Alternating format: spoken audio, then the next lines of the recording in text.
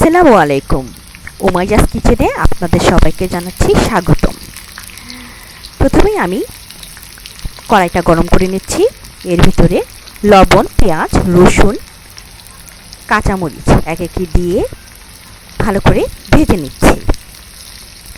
আজকে আমি রান্না করব কলার মোচা, যেটি আমি সুন্দর করে সেদ্ধ করে রেডি করে রেখেছিলাম রান্না করার জন্য। আপনারাও চাইলে আগে থেকে কুটিয়ে বেছে ধুয়ে সেদ্ধ করে রেডি করে রাখতে পারেন।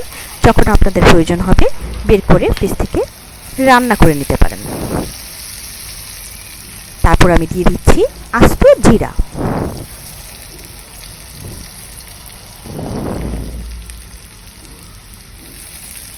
জিরা দিয়ে আমি আরও কিছুক্ষণ ভেজে নেব, যতক্ষণ না পেঁয়াজটি একটু লাল লাল হয়ে যায়। তারপর আমি আবারও একটি শুকনো মরিচ দিয়ে ভেজে নেব। তারপর সেদ্ধ করা কলার মোচা দিয়ে কিছুক্ষণ ভেজে নেব।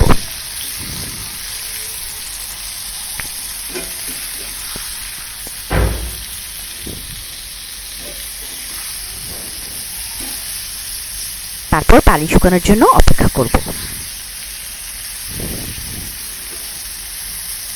3-4 মিনিট ঢেকে রাখলে আলাদা যে পানিটা থাকে সেটা শুকিয়ে যাবে।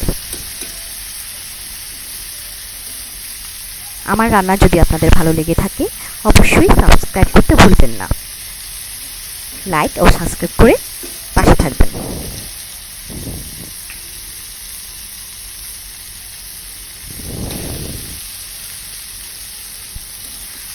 কথা বলতে বলতে আমাদের রান্না প্রায় হয়ে আসছে। পানিটা পুরোপুরি শুকিয়ে যাবে, তারপর একটু ভাজা ভাজা হবে, খুব সুন্দর একটা স্মেল আসবে। ব্যাস রেডি হয়ে গেল আমাদের সুন্দর কলার মোচা, যেটা গরম গরম ভাত দিয়ে পরিবেশন করতে হবে। ধন্যবাদ সবাইকে।